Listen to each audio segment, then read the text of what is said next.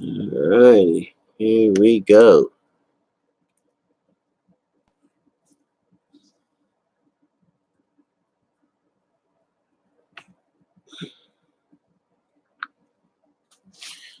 Alright, guys, we're doing knife defense.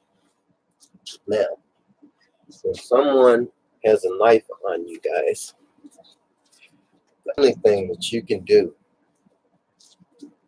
is arch yourself, your legs prepared, and you can't do any X block, any grabbing the hand or anything like that, guys. Trust me, you have got to take this serious. Get something in front of you and try to get them away from you, a table leg, a chair, even your shirt, to distract them. And you take that shirt and you do your best to wrap that hand to where that knife does not cut you, to wrap their hand up in it and grab it, trap it, take them down, trap it, control, and take them down. And the only way that you're going to get out of this is maybe with a few cuts. If you have something that's helping you to get that knife out of their hand, then maybe you might get away from none. But you've got to control that arm with two hands, and you've got to hold on and prepare. You've got to have it here and here at the wrist control, and you've got to have to where the knife cannot hurt you. If you trap that arm and you get them inside your lock right here, that knife's not going to be able to hurt you. Yeah, they may be able to scratch your back or something with it, but that's it. But I mean, that arm has got to be in tight. It's got to be in tight, guys. I mean, dealing with a knife is very serious and it's very dangerous. So if somebody pulls a knife on you, run. But if you can't, use something like a leather jacket if you have it, or something, a piece of wood to keep them back. And I'm not talking about just doing this or holding it flat. No, it's the legs, anything that you can get to get them away from you. Even your fucking dog's toy. If you've got to use something to get them away from you, then you get it away. But my advice to you is not to fight somebody with a knife. Now, if you have a knife, this one's a nice rubber grip here. So, guys, there's all types of controversy on knife fighting and things like that. I'm going to tell you this. I'm not going to have my lead hand, the one with the knife in it, I'm not gonna have my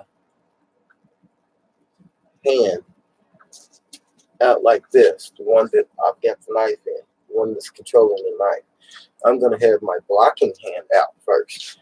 So if I get stabbed, I still got my knife hand, the one that's controlling, so I can cut with. But if this hand gets cut and I don't have a knife in it, then I'm fucked.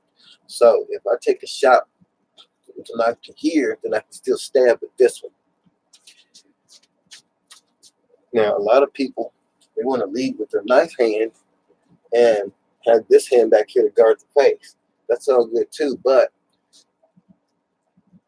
if that knife hand gets cut and then you got the knife, and then they're gonna come after it anyway, because all you got is your other hand guarding you. So the knife hand is gonna be in the back, and I'm going to try my best to take the cut if I have to, but I'm going to stay at least 2 feet farther away than arm's distance. And if I see them coming at me, then I'm just going to do X blocks. I'm going to keep the knife moving, and I'm not going to let them out of my sight. And I'm going to try to coordinate their positioning and their movements with the knife, and I'm going to stay focused. I'm going to stay focused on them, and I'm going to do a few short jabs just to keep them at their distance. And if I see a point of attack, then yes, I'll go for that point of attack. But generally, if I see somebody thrusting a knife out, then I'm gonna like that to try to cut right here, right here. I'm going to cut right up in here. I'm going to try to cut right in here, in the liver, rib, somewhere, sternum, different places. But dealing with knives is very dangerous. So if you have a knife, if you happen to carry a knife or something like that, and you find yourself in a situation to where you're being jumped and you need to use it, then I would advise going for these areas, such as the wrist, and part of the legs, the tendons, different parts, even immobilizing them by cutting the chest, their shoulder muscles right there, so they can't use their arms. Different areas. Even stabbing the hip, so they can't walk. You know what I mean? If you stab their hip on the inside of their hip, just to slow them down and stop them with a side jab like that, just to stop them. You don't have to kill them. Side jab, just to stop them. Now, you might accidentally cut them in the liver or something like that, but I try to aim low. If I know that I'm in danger, but I also know that I don't want to kill anyone, then I can use the butt of the knife as a weapon. Bam, right there, side of the head. I can also thrust it in their chest, thrust it in their sternum, same way. Don't cut yourself though. But generally, I go to the inner part of the leg, being careful not to hit one of the major arteries to have them bleed out.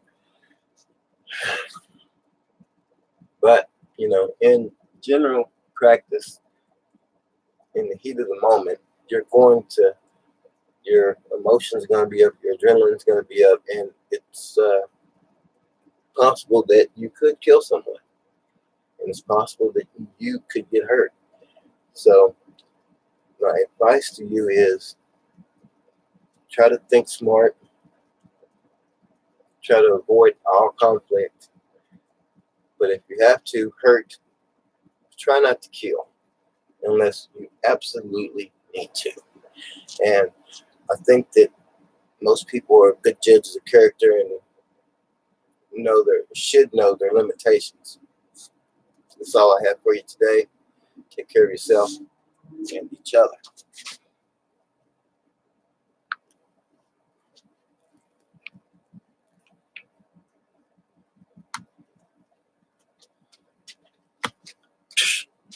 Sure.